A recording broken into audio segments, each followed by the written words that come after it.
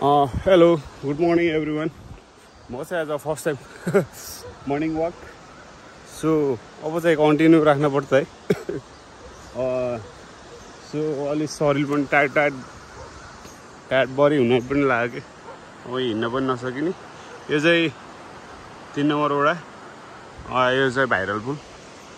so यता चाहिँ बगर अनि यता तमन खोला जाने बाटो यता भोसा जाने भोसा सामा जाने बाटो यो चाहिँ हाम्रो बुट्टीबाङको माथिको गाउँ एउटा माथि घप्रेटा लेट्स सी गाइस आज फर्स्ट मर्निङ वाक है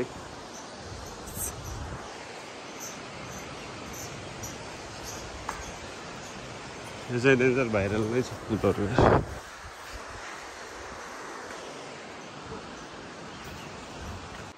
यो चाहिँ चिउरी